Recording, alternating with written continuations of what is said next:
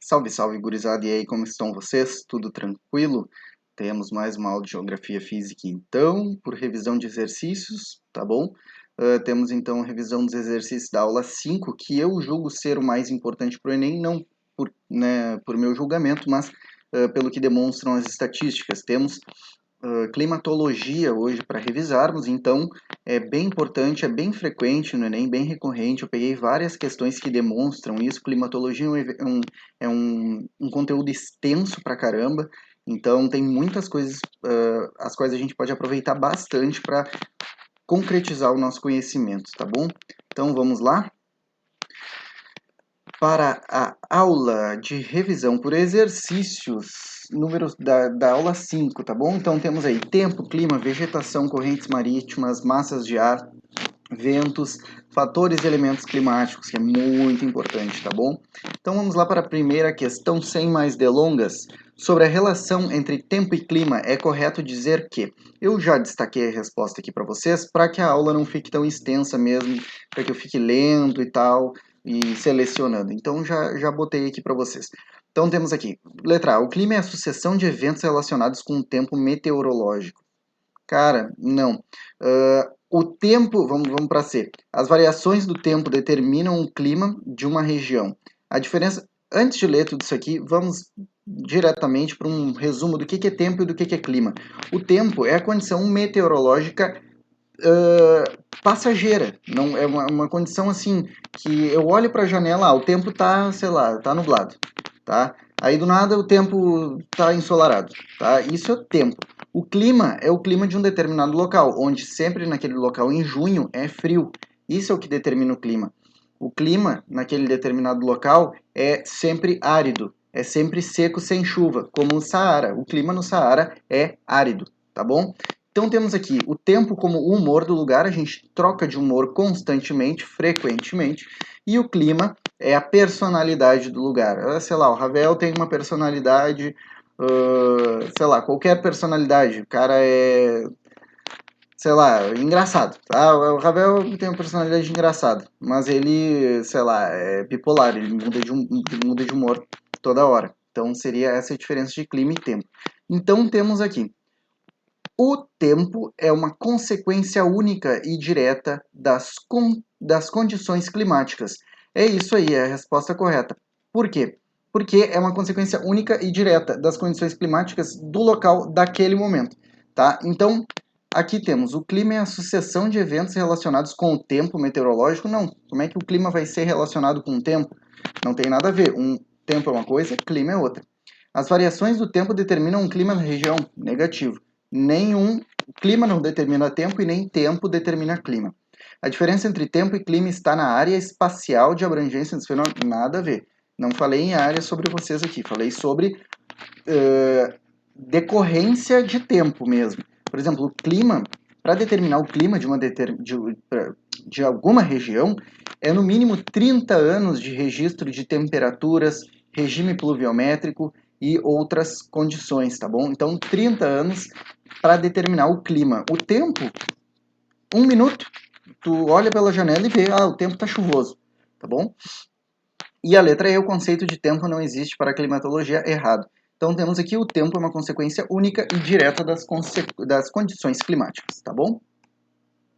Vamos lá.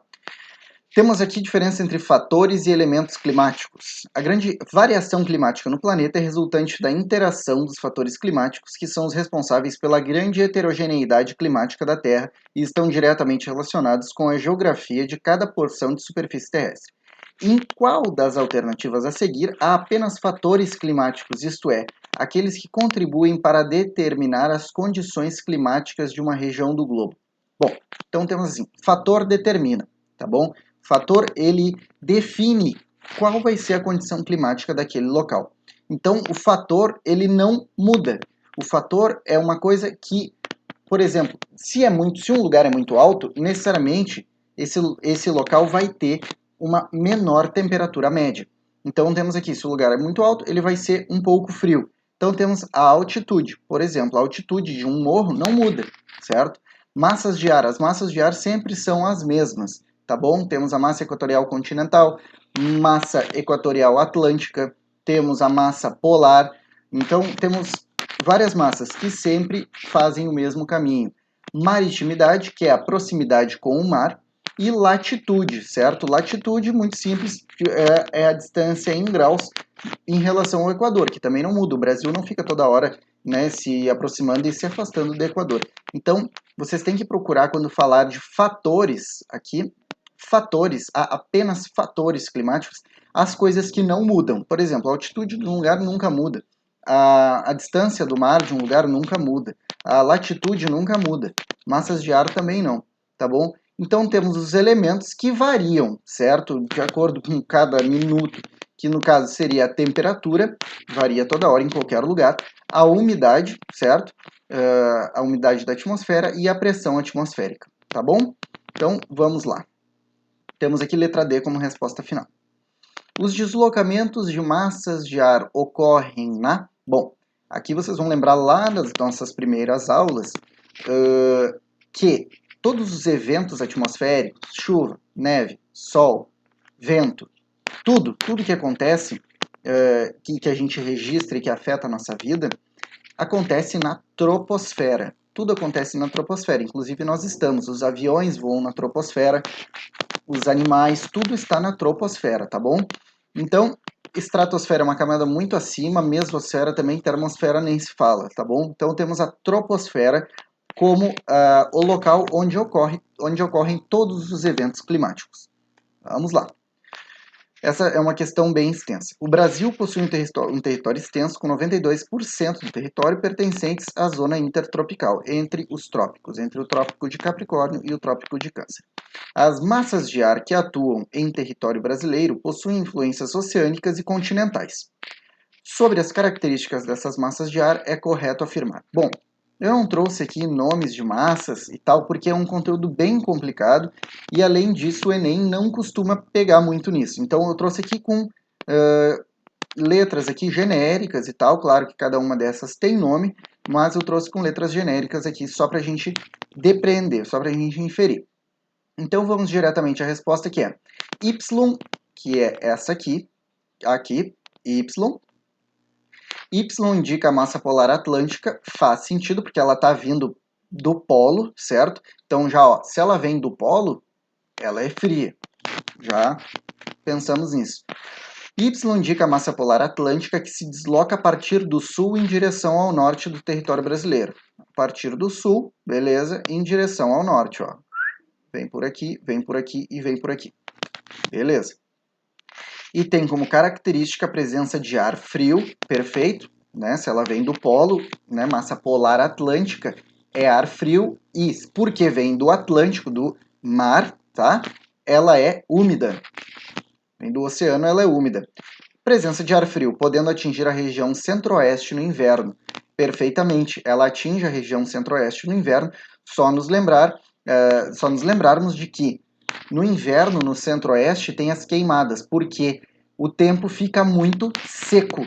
Tudo bem que essa é uma massa que é bastante úmida, mas de acordo com que ela vai entrando no território brasileiro, ela vai perdendo a sua umidade e quando ela chega no centro-oeste, ela está seca e fria. Então as temperaturas lá no centro-oeste baixam um pouquinho e a umidade é muito baixa, por isso que ocorrem as queimadas frequentes, queimadas naturais, claro, pessoas se aproveitam dessa condição climática, mas acontecem queimadas naturais e tal, com várias consequências para os animais, para a fauna e para a flora, mas temos a letra B como resposta correta e vamos nos lembrar que vocês estão vendo aqui que a massa polar atlântica está avançando, está chegando no norte do país, no norte está chegando na Amazônia.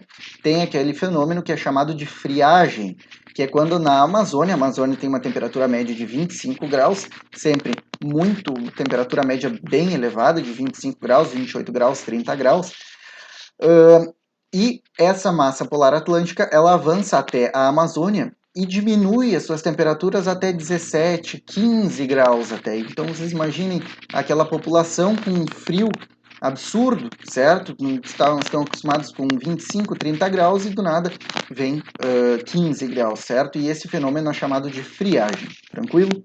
Então vamos lá, resposta letra B, as outras estão erradas, tá? Se vocês quiserem, leiam as outras e podem ver, é só vendo aqui, Z, sei lá, Z, ó, beleza, Z tá vindo aqui da região do Chaco e tal, Chaco Pampiano e tal. Só pegar minha aula, tá? E para revisar essas questões aqui. Então vamos lá. Os principais, agora temos tipos de chuvas, né? Sim, temos vários tipos de chuvas. Os principais tipos de chuva são, então eu peguei um resuminho aqui rapidinho, tá? Então temos a chuva convectiva, que é o quê? Chuva de verão. Chuva convectiva é aquela que chove, já evapora na hora, tá? Chuva de verão, chove meia hora, a rua já está seca, né? Então já volta para a atmosfera, forma novas nuvens e volta a chover, por exemplo, no fim da tarde novamente. Temos aqui a chuva frontal, que é o encontro de duas massas, massa de ar frio e massa de ar quente, em que ocorre uma chuva bastante intensa, que é por causa do encontro de massas, e geralmente com a presença de ventos. E temos a chuva orográfica ou de relevo, orográfica porque oros, montanha, certo? Orográfica porque a chuva vem do mar, certo? Com a nuvem bastante carregada de umidade. Quando ela sobe, tá? O vento vem bastante carregado de umidade. Quando esse vento sobe a montanha, ele condensa por causa da baixa temperatura. Condensando, vai chover, tá bom? Vai chover. Chovendo, aqui nós temos o barlavento, que é o vento com umidade. E como a chuva cai toda aqui antes da montanha, na montanha, aqui só sobra o sotavento, só sobra o vento, não tem chuva, tá bom? Então, pequena revisão aqui. Então, os principais tipos de chuva são, beleza, orográfica, convectiva e frontal. Tranquilo. Orográfica, que acontece na montanha, gerando barlavento e sotavento, convectiva, que é a chuva de verão, e frontal, que é o encontro de massas. Então temos também as chuvas, vamos ver aqui, as chuvas convectivas ocorrem com maior frequência nas zonas, então tem que ser em zonas quentes. Então temos aqui tropicais e equatoriais. Claro, chuva convectiva é aquela em que há muita evapotranspiração e evapotranspiração por causa das plantas, certo? Das florestas e evaporação, tá bom? Então, temos zonas tropicais e equatoriais com as maiores temperaturas médias, chuvas de verão, tá bom? Vamos lá. Chuvas frontais formam-se a partir de... Essa aqui eu não marquei a resposta. Da elevação de uma massa de ar úmida e quente para áreas de maior altitude. Não, isso aqui é orográfica. Do encontro de uma massa de ar úmida com uma barreira de relevo. Não, isso aqui também é orográfica. Do choque entre duas massas de ar com características diferentes, beleza, perfeito, essa aqui é a resposta. Ele foi bem genérico, poderia dizer uma massa de ar frio com uma massa de ar quente, mas ele quis botar aqui como uma coisa mais genérica. Então temos letra C como a resposta. Poluição, não, derretimento de calotas polares, nada a ver, nada a ver. Então temos letra C, chuvas frontais. Vamos lá. Assinale a alternativa que representa o conceito correto de correntes marítimas. Então, correntes marítimas é o movimento das águas oceânicas de acordo com os ventos e de acordo com a rotação da Terra. Então, temos aqui, se uma corrente sai do Equador, no Equador é quente, então é uma corrente quente. Se uma corrente sai dos polos, o polo é frio, então é uma corrente fria. Isso já vai ajudar muito em vocês com algumas questões em que vocês têm que inferir. Porque eles podem dizer, sei lá, corrente fria... a corrente fria tem algumas características diferentes das correntes quentes. Corrente fria tem mais salinidade, tem mais biodiversidade, tem mais peixes, tem mais riqueza de nutrientes, tá bom? E enquanto as correntes quentes têm menos, tá bom? Então, assinale conceito correto de correntes marítimas, movimentação / deslocamento de águas oceânicas que migram para diferentes localidades como resultado da influência dos ventos e do movimento da rotação da Terra. Perfeito, é isso aí a resposta. Fenômeno marítimo relacionado ao aquecimento anormal das águas? Não. Isso aqui, lembrem, né? É o Ninho, Laninha aqui no caso, Laninha, lembrem disso aí, cardio da semana passada, da semana retrasada no caso. Capacidade de conservação de calor, meu senhor, nada a ver. Grandes porções de ar que se movimentam, como é que uma corrente marítima vai ser grandes porções de ar? Nada a ver. Então, temos aí letra A como resposta final. Botei aqui algumas correntes importantes que eu posso ressaltar. Temos a corrente de Humboldt, que é aquela que ocasiona o fenômeno El Niño e Laninha. Temos a corrente sul-equatorial.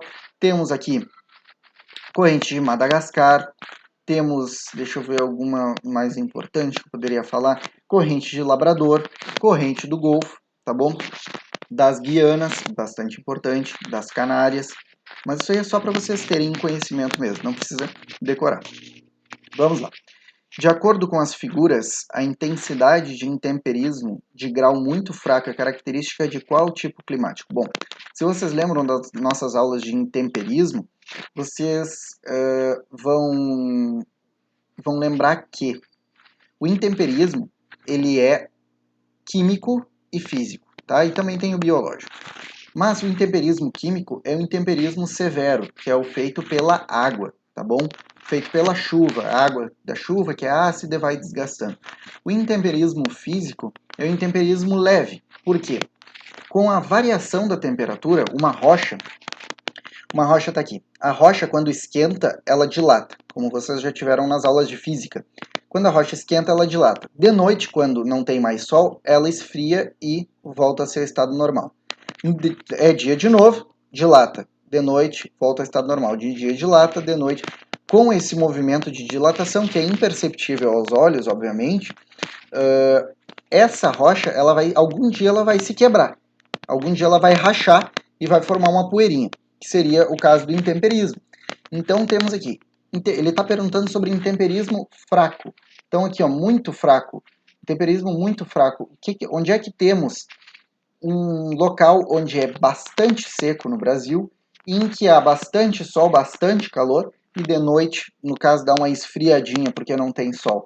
É nessa região aqui, na região do semiárido, aqui, muito fraco, número 1, muito fraco, tá bom?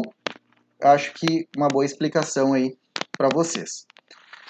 Vamos lá, regiões áridas e semiáridas no mundo. Então tá, no hemisfério sul, a sequência latitudinal dos desertos representada na imagem sofre uma interrupção no Brasil devido à seguinte razão. Interessante.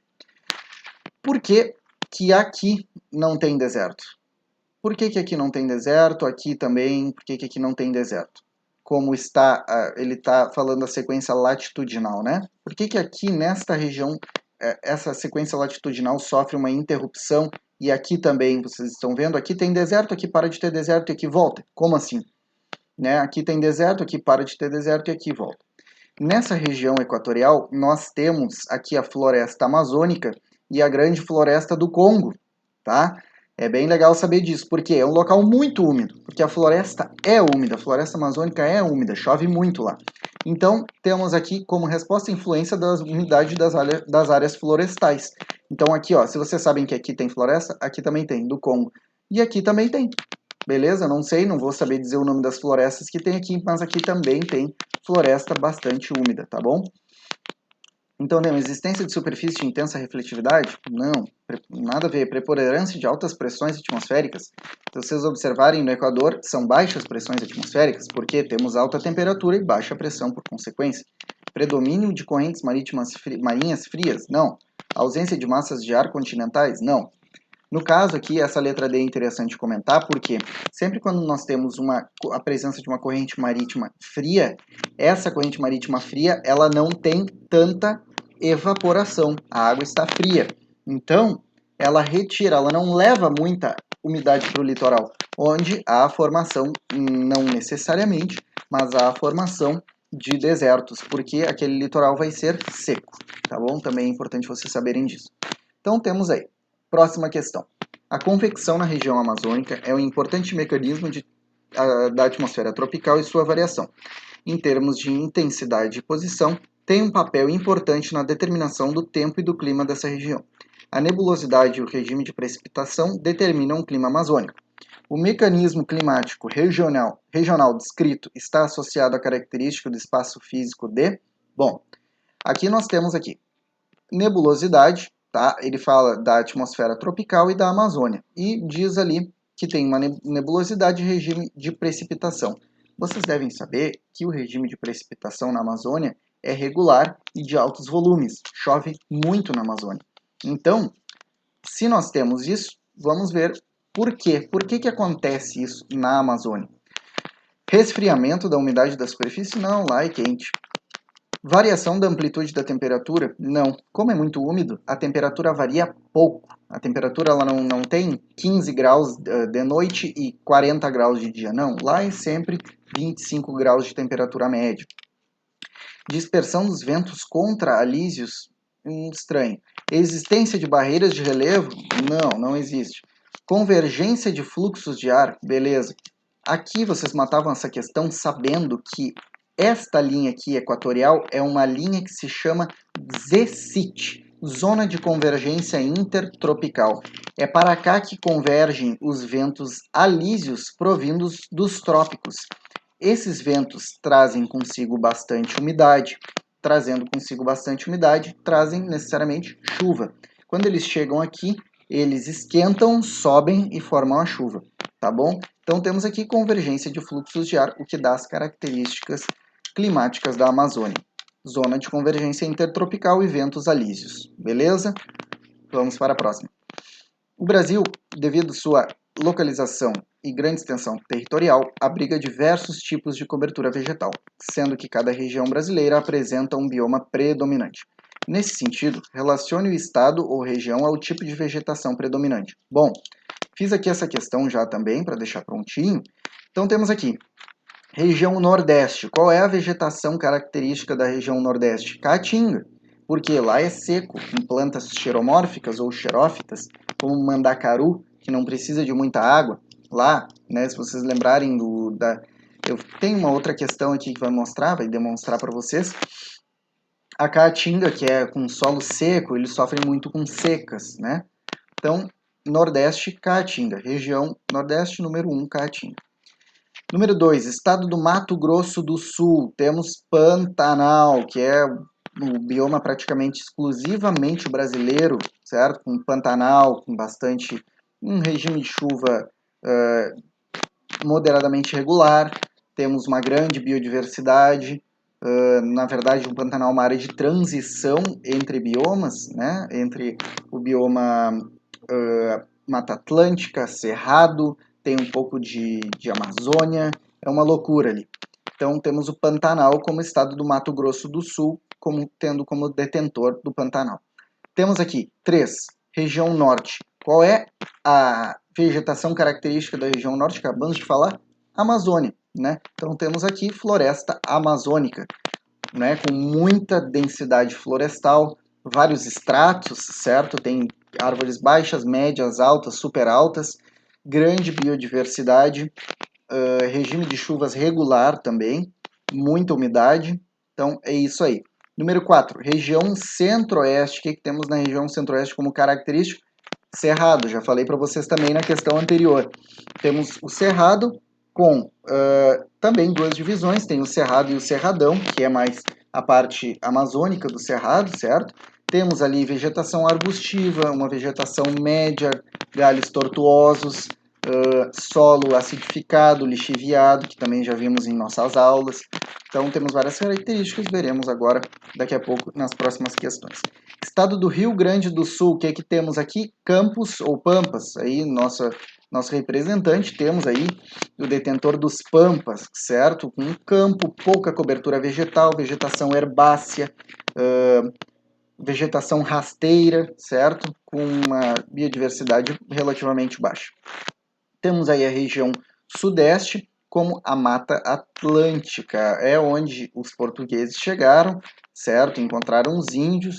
A Mata Atlântica muito parecida em características com a floresta amazônica, exceto pelo fato das temperaturas. Mata Atlântica tem uma variação de temperatura um pouco maior, tem temperaturas mais baixas durante o inverno, temperaturas mais altas durante o verão, regime pluviométrico regular, bastante chuva, e alta biodiversidade, grande cobertura vegetal, bastante interessante a Mata Atlântica, de onde mais tiraram recursos farmacológicos, certo? Para a indústria de farmacologia. E temos aí número 7, a região sul, com Mata das Araucárias.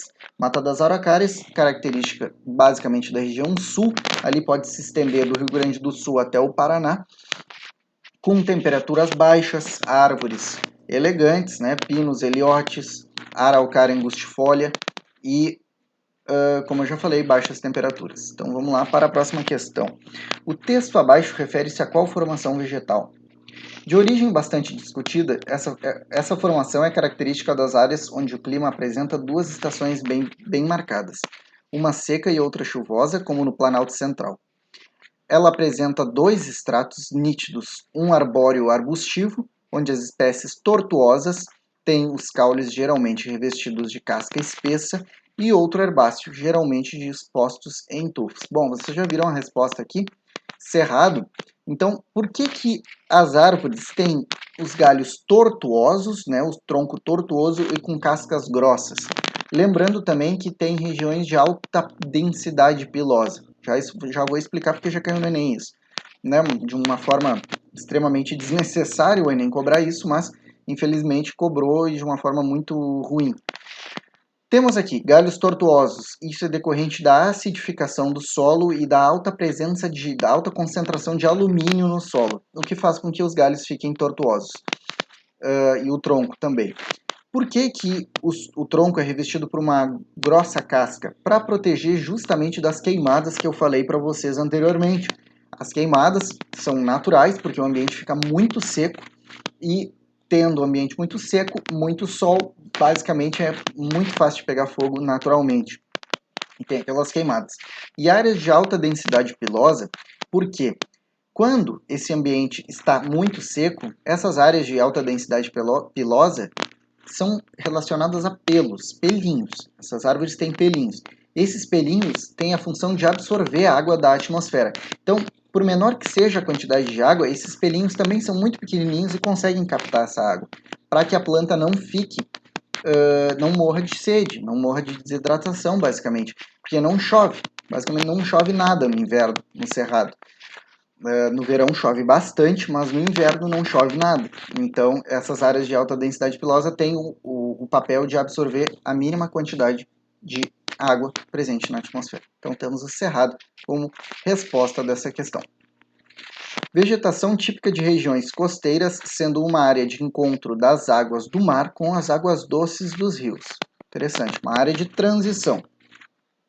A principal espécie encontrada nesse bioma é o caranguejo. Essas características são Bom, sabemos aí, se temos dois ecossistemas se encontrando, o ecossistema marítimo e o ecossistema basicamente lacustre, né, com rio aqui, diz água doce, né, dos rios, temos aí o encontro de dois ecossistemas. Essa transição entre dois ecossistemas, esse ambiente de transição, aqueles gráficos, aqueles diagramas, se chama ecótono. O ecótono tem uma alta densidade de biodiversidade. Então, tendo uma alta densidade de biodiversidade, tem muitos seres vivos ali, tem muita oferta de nutrientes, né? Imagina, nutrientes do mar e nutrientes do rio, e por consequência, tu vai ter assim um ecossistema fantástico, né? Um ecótono fantástico. Então, essa área de transição, esse ecótono, é chamado de mangue, com raízes aéreas, tá bom? Também chamadas de pneumatóforos, por causa da alta salinidade da água, o que dificulta a absorção de oxigênio pelas raízes quando estão na água. Então, elas têm que se tornarem aéreas para absorver para absorver oxigênio diretamente da atmosfera. Então temos os pneumatóforos aqui representados, vocês estão vendo, né, que essas raízes saem para fora da água. E temos aqui o caranguejo, botei aqui para vocês, mas temos muitas espécies que vivem aí, como eu falei, caranguejo, siri, muito camarão, fazem pesca de camarão, muitas espécies de peixes. E o camarão, até é interessante falar que ocorre pesca ilegal nessas áreas em época de reprodução, né? Então, se eles estão se reproduzindo, é complicado tu pescar, porque se eles não se reproduzem, não vai ter mais camarão. Se tu caçar o camarão enquanto ele está se reproduzindo, tu vai matar todos os camarões. Então, tem que esperar eles se reproduzirem para, assim, pescá-los após. Tá bom? Então, resposta letra C, mangue como um ecótono aí, bastante representante do nosso Brasil. Relacione os números que indicam os biomas com as suas respectivas imagens. Bom, então temos aqui uma questão bem complexa, que exigia bastante da identificação visual do aluno. É bem legal esse tipo de questão. Então vamos lá. Número 1, Cerrado. Temos aqui o Cerrado, não sei se aqui, letra E. Temos aqui o Cerrado, número 1 como letra E, ó. Aqui vocês já identificam. Tem vegetação de médio porte, legal, com vegetação herbácea em volta e galhos levemente tortuosos. Aqui eu deixaria por último, porque essa identificação, essa foto não está muito boa para ver. Então vamos para Caatinga. Caatinga, como eu falei para vocês, ambiente seco, árido, semiárido, chove muito pouco. Só não é classificado como árido porque chove mais do que o ambiente árido, então classifica-se como semiárido. Característica da região nordeste do Brasil. Aqui vocês estão vendo os mandacarus, certo? Ah, meu Deus, esqueci do nome. O cactus, tá? O cacto característico do Brasil, que é o mandacaru. Então temos aqui solo bem seco, sem quase vegetação herbácea, só praticamente com vegetação xerófila ou xeromórfica ou xerófita, que é o que? Vegetação que não precisa de muita água para sobreviver. Ela guarda água em seus tecidos, como é o caso do cacto. Então temos aqui letra 2, representando Caatinga, letra B. Né? Letra 2, né? Número 2, característico da letra B. Temos aqui, ó, Mata Atlântica, complicado também, porque Mata Atlântica é extremamente parecido com a Amazônia, mas aqui ele nos deu uma colher de chá e botou esses rios tortuosos da Amazônia. Então aqui já dava para identificar tranquilo a Amazônia pelos rios tortuosos. Temos com muitos enleios aqui. O nome para dizer para vocês disso aqui, deixa eu tentar lembrar. Nossa. Já lembro o nome dessas voltinhas aqui que esse rio dá. Então temos aqui, já sabemos, Mata Atlântica e Amazônia, temos muita cobertura vegetal. Qual de todos aqui tem muita cobertura vegetal? Esse aqui e esse aqui. Aqui vocês poderiam se confundir, mas aqui vocês vão ver, é bem fácil depois. Então temos aqui número 3 como Mata Atlântica, porque aqui já identificamos o número 6 como Floresta Amazônica por causa dos rios tortuosos. Vamos lá, 4, mangue. Vamos ver aqui, ó, mangue, como eu falei para vocês agora há pouco, aqui vocês identificariam as raízes aéreas ou pneumatóforos, tá bom? Então bem tranquilo assim. Campos, mais tranquilo ainda, né? Só botar o número 5, letra I, aqui, tranquilo. Floresta Amazônica já foi. E Pantanal. Pantanal e Mata dos Cocais. Vocês ficariam né, no fim da questão com Pantanal, Mata dos Cocais e Cerrado. Bom, Mata dos Cocais, deixa eu ver se eu consigo dar um zoom, não consigo. Mas aqui, se vocês conseguem ver direitinho, são os cocais. Aqui são basicamente coqueiros. Então, coqueiros, cocais, beleza, número 9. Tranquilo. Que é uma zona de transição também, tá? Entre a Caatinga e a Amazônia, tá? Então, Mata dos Cocais tem, seria no caso um ecótono, né? Entre a Caatinga e a Amazônia, sem tanta cobertura vegetal, cobertura média, e é característica pela presença de bastantes cocais, como o babaçu, que incentiva a economia local também. E daí ficaríamos com Pantanal e Cerrado. Bom, o Pantanal, como eu falei para vocês, tem um regime de chuva regular, tá? E tem uma alta biodiversidade. Aqui temos as vitórias régias, tá? Que é uma planta que vive sobre a superfície das águas. Então vocês guardem essa informação, vitória régia é uma planta que vive sobre as águas, tem esse formato assim, as pessoas conseguem até subir em algumas vitórias régias de tão grandes e sustentáveis que elas são. Então, gravem isso, Vitória Régia, Pantanal, tá? Então, temos aqui como número 8, tranquilo. E aí, fecharíamos, confirmando que aqui é Cerrado com o número 1, né? Cerrado, fechando a questão e completando. Aqui a mata de araucária, esqueci de falar, temos as araucárias, só lembrar que é uma árvore bastante elegante, é uma árvore que tem um tronco muito fino não, bastante fino e muito comprido. Então ela é bem alta e só tem sua disposição assim, né, bem bonitinha de suas folhas, tá bom? Araucária pinus eliotes, característica da região sul, tá?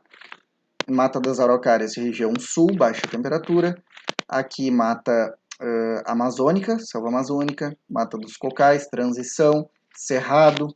Aqui temos o mangue, aqui temos o Pantanal com a Vitória Régia, mangue com pneumatóforos, e aqui temos Mata Atlântica, e aqui temos a Caatinga, né, com sua vegetação xeromórfica e poucas chuvas. E aqui temos os campos, que é bem tranquilo. O campus também tem um regime pluviométrico tranquilo, bastante regular, bastante chuva, mas não a ponto, né, claro, da Amazônia, tá bom?